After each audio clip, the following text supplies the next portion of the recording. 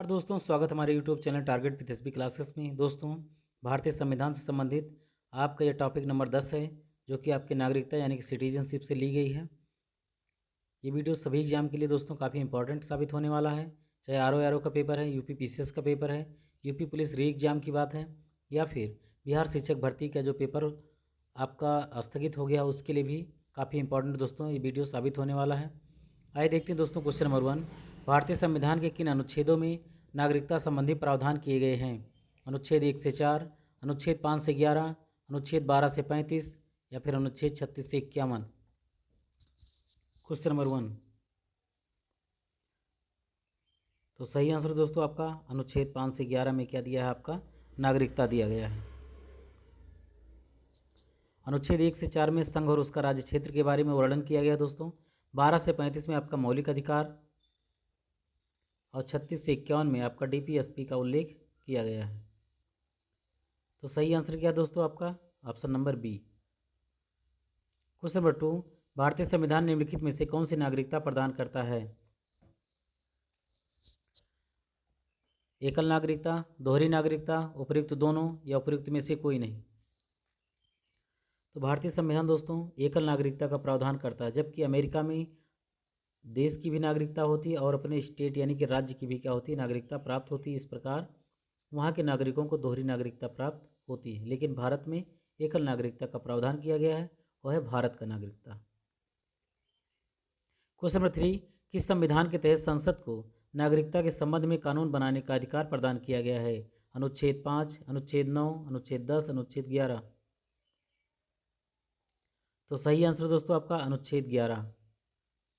इसमें नागरिकता के संबंध में कानून बनाने का अधिकार संसद को प्राप्त है। Question number 4। भारतीय नागरिकता नहीं प्राप्त की जा सकती है जन्म द्वारा, देशीयकरण द्वारा, किसी भूभाग के सम्मिलन द्वारा या फिर भारतीय बैंक में धन जमा करके। तो सही आंसर दोस्तों आपका किसी बैंक में, भारतीय बैंक में धन जमा करने से आपको नागरिकता नहीं मिल जाएगी। इसलिए आप या तो देश स्वतंत्र हो जब से हुआ उस समय आप यहाँ के नागरिक रहे हों, तब भी आपको क्या हो जाएगा, नागरिकता मिल जाएगी। अगर आपका जन्म हुआ है यहाँ पर, ठीक है, यहाँ पर होने का मतलब ये है कि आपके मम्मी पापा का हुआ है पहले और वो यहीं पे रह रहे हैं, तो आपका भी क्या है, आपको यहाँ की नागरिकता मिल जाएगी। किसी भूभाग के सम्मेलन द्वारा, मान लीजिए भारत सरकार के द्वारा किसी भी भूभाग को अगर युद्ध के द्वारा या किसी और कारण से अगर भारतीय भूभाग में शामिल किया जाता तो वहाँ के लोगों की नागरिकता स्वतः जो है वहाँ को प्राप्त हो जाएगा। ठीक है। Question number 5। देशीयकरण द्वारा नागरिकता प्राप्ति का एक तरीका क्या है? माता पिता की नागरिकता, भाई बहन की नागरिकता, विदेशी से मित्रता करने पर, विदेशी पुरुष से विवाह करने पर। Question number 5। तो सही आंसर दोस्तों आपका विदेशी पुरुष से विवाह करने पर आपको देशीयकरण द्वारा नागरिकता प्राप्त होने का तरीका है। Question number 6। नागरिक बनने के लिए निम्नलिखित शर्तों में से क्या एक आवश्यक शर्त है? राज्य की सदस्यता, उच्च परिवार की सदस्यता, उच्च जाति की सदस्यता या फिर किसी धर्म का समर्थन। तो किसी धर्म का समर्थन करने से आपको नागरिकता नहीं मिल जाएगी। ठीक है। उच्च परिवार से रखते हैं तो इसका मतलब थोड़ी ना कि आपको नागरिकता मिल जाएगी। उच्च जाति के रहेंगे तब ये कोई ज़रूरी नहीं कि आपको जो है आप ब्राह्मण हैं, क्षत्रिय हैं, वैश्य हैं या और किसी भी अच्छे पोस्ट पर हैं तो आपको नागरिकता मिल जाएगी, बिल्कुल भी नहीं। अगर आपके पास राज्य की सदस्यता है तो आपको स्वतः जो है क्या हो जाएगा, नागरिक आप बन जाएंगे। Question number 7। पाकिस्तान से आकर भारत में नागरिकता प्राप्त करने संबंधी प्रावधान का वर्णन निम्नलिखित में से किस अनुच्छेद में किया गया है? दोस्तों नागरिकता से संबंधित प्रश्न अगर आप ये पूरा वीडियो देख लेते हैं तो आपका पूरा टॉपिक यहाँ से क्लियर हो जाएगा। तो किस में वर्णन किया गया दोस्तों? अनुच्छेद 6 में। किस में? अनुच्छेद 6 में जो है इसका वर्णन किया गया है कि भारत में नागरिकता प्राप्त करने संबंधी प्रावधान है जो पाकिस्तान से भारत आए हैं। Question number 8। नागरिकता के लोप होने का एक नियम है? परिवार से बिछड़ जाने पर, देशद्रोह का अपराध सिद्ध हो जाने पर, भ्रमण के लिए विदेश जाने पर या फिर शिक्षा के लिए विदेश जाने पर। दोस्तों अगर देशद्रोह का केस अगर आपके ऊपर लग जाता है, ठीक है, तो इससे क्या होगी, आपकी नागरिकता जाने की संभावनाएं काफ़ी बढ़ जाती हैं और लोप भी हो सकती हैं। अगर आपने देश के खिलाफ कोई ऐसा कदम उठाया है। क्वेश्चन नंबर 9, एक व्यक्ति नागरिकता के अधिकार कैसे खो सकता है, क्या कारण हो सकता है। एक व्यक्ति किसी दूसरे देश में 2 महीने के लिए चला जाता है तो उसकी नागरिकता नहीं समाप्त होगी। एक व्यक्ति दूसरे राज्य की नागरिकता ले लेता है,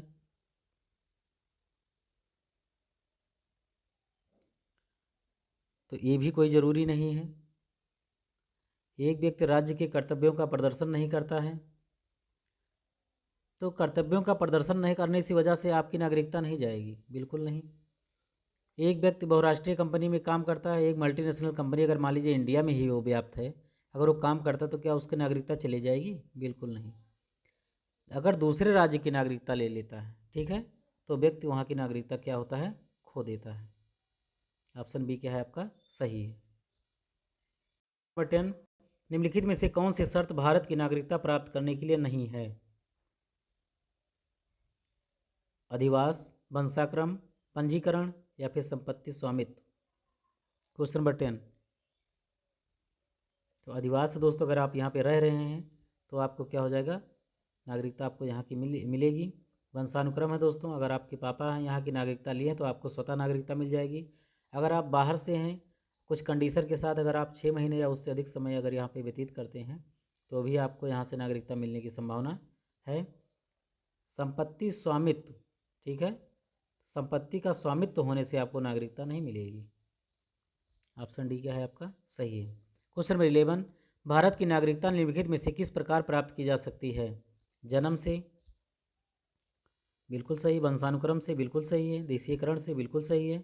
उपयुक्त सभी से, ये भी सही है। ऑप्शन डी क्या है आपका सही है। क्वेश्चन नंबर 12, नागरिकता प्राप्त करने व खोने के विषय में विस्तार से चर्चा कहाँ की गई है। संविधान के भाग 2 में, 1955 के नागरिकता कानून में, संविधान की प्रथम अनुसूची में या फिर संसद के विविध अधिनियमों में। क्वेश्चन नंबर 12, तो सही आंसर दोस्तों आपका 1955 के नागरिकता कानून में ऐसा उल्लेख किया गया है। क्वेश्चन नंबर 13, किसी व्यक्ति की भारतीय नागरिकता निलंबित की जा सकती है। अब इसमें दोस्तों आपको ऑप्शन दिया गया नीचे कोट, इसमें बताना कौन सा इसमें सही है और कौन सा इसमें गलत है, ये आपको बताना है। यदि कोई व्यक्ति स्वेच्छा से दूसरे देश की नागरिकता ग्रहण कर लेता है तो इससे क्या हो जाएगी, आपकी नागरिकता चली जाएगी। यदि वह नागरिकता के दायित्व से परिचित नहीं है, ये कोई दोस्तों कारण नहीं हुआ, नागरिकता के दायित्व से परिचित नहीं है तो आपकी नागरिकता ले ली जाएगी। यदि भारत सरकार चाहे, भारत सरकार को विश्वास हो जाए कि नागरिकता छलपूर्वक प्राप्त की गई है तो भी आपकी नागरिकता जा सकती है। यदि कोई व्यक्ति जन्म से देश का नागरिक है किंतु किसी विदेशी राष्ट्र के से युद्ध के दौरान वह शत्रु की सहायता पहुंचाने की गतिविधियों में लिप्त पाया जाता है, ठीक है, जन्म से देश के नागरिक हैं लेकिन कोई विदेशी राष्ट्र है और उससे हमारा युद्ध चल रहा है और उसको आप कोई सहायता पहुंचाने का काम करते हैं, अगर आपको ऐसा पाया जाता है तो भी आपकी नागरिकता यहाँ से जब्त की जा सकती है। तो 1, 3, 4 आपका कौन सा ऑप्शन सही है, ऑप्शन नंबर सी सही है। क्वेश्चन नंबर 14, नागरिकता संशोधन अधिनियम 1992 के अनुसार किसी भी बच्चे को भारत में जन्म लेने के कारण स्वतः भारतीय नागरिकता नहीं दी जाएगी। किसी भी बच्चे को भारत में जन्म लेने के कारण स्वतः भारतीय नागरिकता नहीं दी जाएगी। मान लीजिए कोई बच्चा अगर वो भारत में जन्म ले लेता है तो क्या उसको स्वतः नागरिकता दी जा सकती है, नहीं। भारतीय पुरुष से विवाह करने वाली विदेशी महिला को भारतीय नागरिकता प्राप्त करने का अधिकार मिला,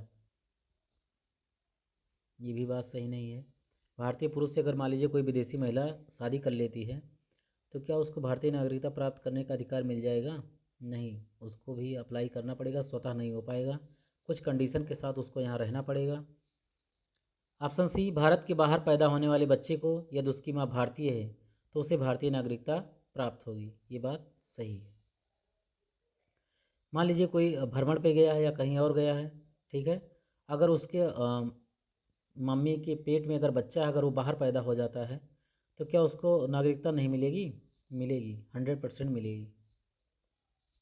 क्वेश्चन 15, कितने वर्षों तक लगातार भारत से बाहर रहने पर नागरिकता समाप्त हो जाती है, 3, 5, 7 या फिर 9 साल।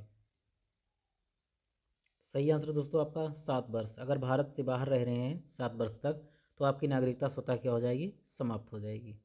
क्वेश्चन नंबर 16, ऐसे सभी व्यक्ति को जो, अब यहाँ पे डेट दी गई है, इसके बाद भारत में जन्म ग्रहण किया हो उन्हें जन्मजात भारतीय नागरिक समझा जाएगा। और डेट कौन सी है, 15 अगस्त 1950, 1 जनवरी 1949, 15 अगस्त 1947 या फिर 26 जनवरी 1950।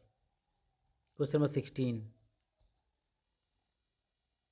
तो सही आंसर है दोस्तों आपका 26 जनवरी 1950 या उसके बाद भारत में जन्म ग्रहण किया हो उन्हें जन्मजात भारतीय नागरिक समझा जाएगा। क्वेश्चन नंबर 17, निम्न में से किस स्थिति में किसी भारतीय व्यक्ति की भारतीय नागरिकता समाप्त हो सकती है? त्यागने पर, पर्यावसन पर, कहीं अलग चले गए हों, वंचित किए जाने पर या फिर उपयुक्त सभी। क्वेश्चन नंबर 17,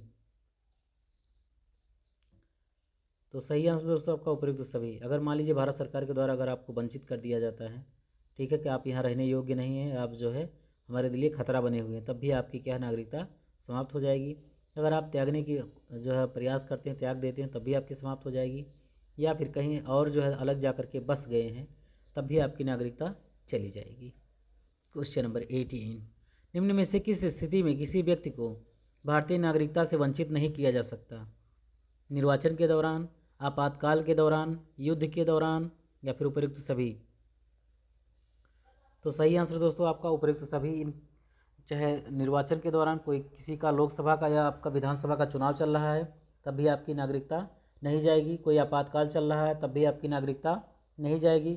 किसी देश के साथ या किसी और से युद्ध चल रहा है हमारा, तब भी हमारी नागरिकता समाप्त नहीं होगी। ऑप्शन डी आपका क्या है, सही है। क्वेश्चन नंबर 19, भारतीय संविधान में नागरिकता के प्रावधान कब लागू हुए? 1950, 1949, 1951 या फिर 1952। क्वेश्चन नंबर 19,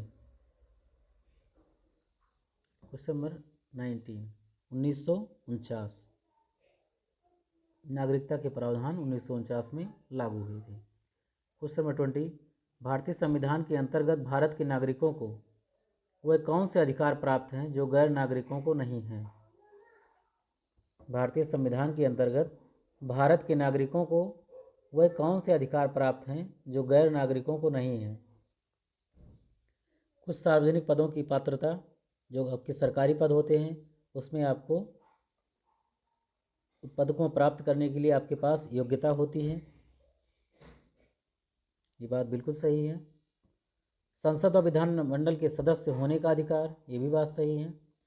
अनुच्छेद 15, 16 एवं 19 द्वारा प्रदत्त मौलिक अधिकार, ये भी आपको मिलते हैं, लेकिन गैर नागरिकों को जो यहाँ से बाहर के हैं वो उनको नहीं मिलता है।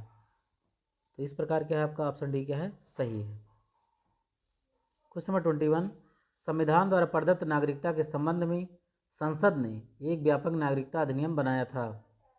1960 में, 1955 में, 1952 में या फिर 1950 में। तो सही आंसर दोस्तों आपका 1955 में। भारत में एकल नागरिकता की अवधारणा कहाँ से अपनाई गई है? इंग्लैंड से, यूएसए से, कनाडा से या फिर फ्रांस से।